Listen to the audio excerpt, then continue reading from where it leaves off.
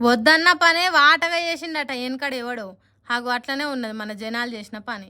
గాంధీ జయంతి నాడు మటన్ ముక్క, మందు సుక్క, తాగుడు తినుడు తక్కువ ఉంటుంది అనుకుంటే ఎన్నడు లేనంత తినుడు తిన్నారట. ఎప్పుడు లేనంత తాగుడు తాగిండ్రట.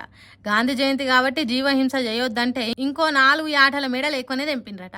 దసరా పండుగకు అడ్డం గాంధీ తాత వచ్చినా వాళ్ళ తాత దిగొచ్చినా ఆగే ప్రసక్తే లేదన్నట్టు చేసిండ్రు. సర్కార్ రూల్ ప్రకారం ఒక రోజు ముందుగానే మందు షాపులు బంద్ పెట్టింది. కానీ బార్ షాపులు ఓపెన్ ఉన్న రోజు కంటే మందు షాపులు బంద్ ఉంటాయని తెలిసి ఒకరోజు ముందే స్టాకును ఓడగొట్టిండ్రట మనోళ్ళు. దసరా పండుగకు 3 రోజుల ముందు నుంచే లిక్కర్ను లెక్కలేనంత కొనుడు మొదలు పెట్టిండ్రట. అట్లా 3 రోజులలోనే 700 కోట్ల మందును కొన్నారట. అంటే చూడుండ్రి మన మందు బాబుల తావుడు ఎట్లున్నదో.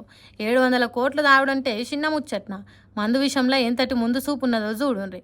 పోయినేడాది దసరా పండుగకి 8 రోజులల్లా ఎంత మంది అమ్ముడు పోయిందో ఈ దసరాకు ఒక్క 3 రోజులలోనే రికార్డులను బ్రేక్ చేసిండ్రు. స్పీడ్ బ్రేకర్లు లేనంత స్పీడ్గా తాగి తాగి రికార్డులను బద్దలు కొట్టి పలగొట్టి లాబట్టి ఎత్తేసినంత పని చేసిండ్రు. మనల్ని ఎవడ్రా ఆపేదన్నట్టు చేసిండ్రు.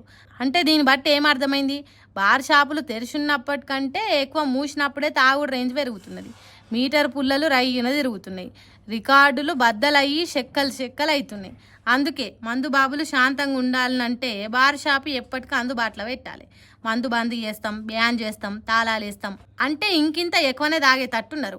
మరి అంటే వద్దన్న పనే ఎక్కువ చేస్తారు జనాలు అన్నట్టు చేసిండ్రు మన తాగుబోతు అన్నలు.